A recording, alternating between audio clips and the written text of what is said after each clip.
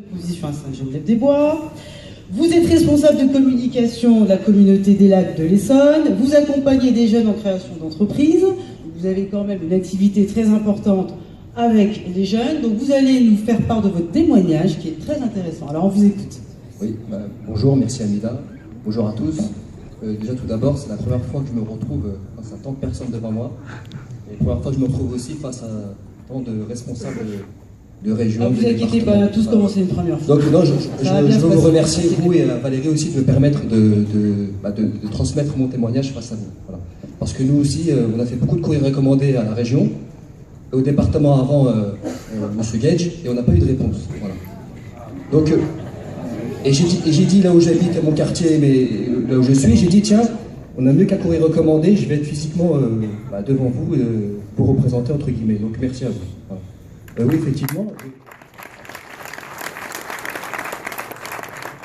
Je viens de Sainte-Geneviève-des-Bois, en Essonne, et on a monté un petit mouvement politique associatif qui rayonne sur Grigny. Vous connaissez Grigny? En mal, j'en suis sûr, sur la main. Mais il se passe des choses inouïes là-bas, il se passe des choses éblouissantes.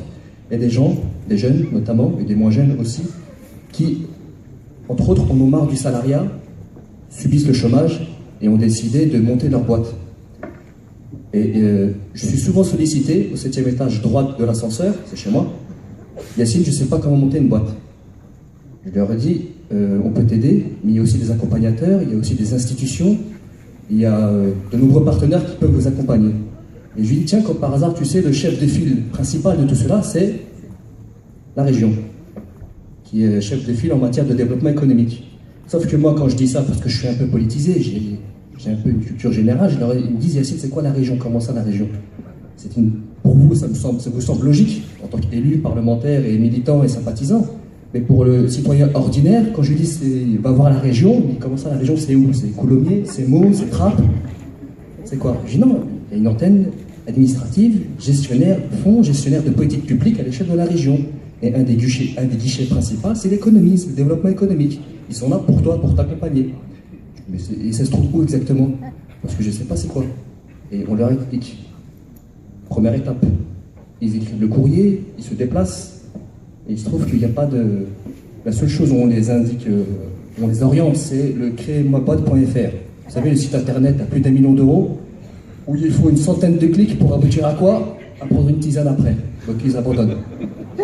Alors, Yacine, ça marche pas ta région, tu m'as occupé, tu m'as menti, tu m'as trahi, c'est quoi ta région? C'est là que, entre autres, j'ai pensé notamment à Valérie Pécresse et autres qui nous a permis de donner la parole, de vulgariser la région. Et on a hâte qu'au mois de décembre prochain, il y ait cette alternance. Voilà. Et je vais vous citer un exemple concret. Alors oui, Yacine, juste une petite précision. Donc, oui. En fait, quelle est l'image que dégage la région auprès des jeunes? La région, c'est simple. C'est le concert de hip-hop où il y a Julien Drey qui se pavane devant, financé à coup de subvention.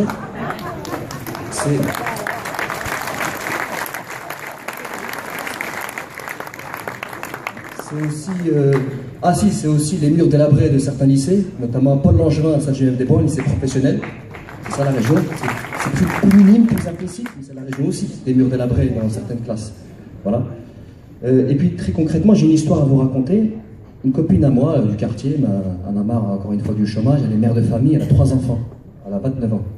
Et c'est une très belle femme. Elle a l'idée de... Non, c'est important, vous allez comprendre pourquoi. Alors on vous écoute attentivement. Ah ouais, là il y a le suspense, je vois des gens qui... je bois un verre, non. Donc je disais, elle m'a dit, Yacine, je vais monter ma boîte, je vais être boss, je vais être chef d'entreprise. Je lui ai dit, Yacine, j'ai remarqué, les filles aiment bien leur image, avec les réseaux sociaux, avec le culte de la personnalité, etc. Elle a l'idée d'acheter des gaines, vous savez, des gaines esthétiques amincissantes. Mais j'ai pas de business model, je sais pas comment faire. On l'a accompagné. Et elle est même partie en Colombie les chercher à moindre prix, 20 € à peu près pièce. Et elle les vend à plus de 100 € maintenant et elle cartonne. Elle fait plus de 5 000 € par semaine. Elle est devenue indépendante. Là où, au même moment, certains maires de la ville proposent des emplois d'avenir. Vous voyez ?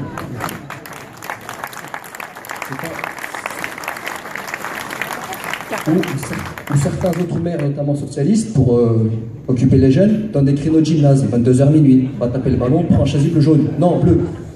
Voilà. Et vous voyez, il y a de nombreux jeunes qui montent leur boîte Il y a même un autre jeune aussi qui s'est mis à... Il est mauvais à l'école, l'école n'est pas faite pour lui. Il a décidé d'acheter des jeans grande taille, il prend l'avion, il va à Hong Kong, voilà, il réserve un conteneur, ça arrive au Havre, il prend sa petite voiture, il va au Havre, il prend ses jeans, il les met dans le coffre et il les vend au quartier. Alors vous allez me dire, économie informelle, c'est du souterrain, c'est du parallèle. Sauf que quand vous avez, je vous explique pas, il y a des parlementaires qui le voient tous les jours, quand vous avez un gouvernement qui vous matraque fiscalement, quand vous avez des taxes, des impôts, des paperasses à tout va, malheureusement, l'économie au noir remonte et il y a des gens qui, ça arrondit les fins de mois. Vous voulez ou non, c'est comme ça. Alors, Yacine, juste pour terminer votre témoignage, une expérience aussi par rapport à l'étranger, parce que je sais que vous voyagez, vous voyagez énormément. Et alors, la région, l'étranger, alors expliquez-nous, parce que sur la scène internationale, c'est différent. Oui, j'apprends aussi des choses. J'ai appris que la région finançait des pistes cyclables. Au Chili, c'est ça? C'est ça. Ça, c'est une spéciale dédicace pour Marie-Pierre Badré. D'accord, j'ai appris ça. Moi, je vais souvent au Maroc aussi, pour nouer des partenariats économiques. Et j'ai rencontré par chance le directeur général de Lafarge.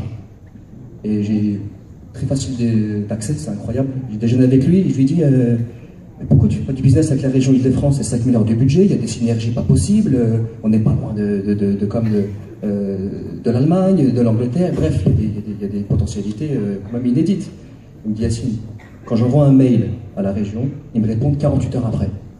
Ça veut tout dire. Voilà. C'est le manque de réactivité, les réponses c'est déjà ça, mais quand vous avez des carnets de commandes, quand vous avez une grosse entité comme Lafarge, je pense qu'on a besoin de réactivité. Et c'est pour ça peut-être aussi, je vous apprends rien, que les entreprises françaises sont bien moins compétitives, en tout cas bien moins réactives que les Allemandes ou que les Américaines. Voilà. Merci Yacine. Juste une image. La région doit être un facilitateur. La région doit être un facilitateur, la région doit être un accompagnateur, la région doit être un trait d'union entre toutes les forces vives de la région Île-de-France. Et je vais juste permettre une image, j'aime le foot, c'est pas inédit, c'est pas original. Mais ce que j'ai envie de dire moi à Valérie et à toute l'équipe, à tous les jeunes aussi, c'est que vous connaissez la compétition majeure au foot, c'est la Ligue des Champions. En Ligue des Champions, un but vaut double à l'extérieur, n'est-ce pas? Il faudra gagner à Neuilly-sur-Seine, à Saint-Rémy-les-Chevreaux, etc. Mais il faut absolument que la nouvelle équipe parle plus que d'alternance, parle de projets et d'idées à Blanc-Ménil, à Sevran-les-Bodottes, à Grigny à Grande-Borne.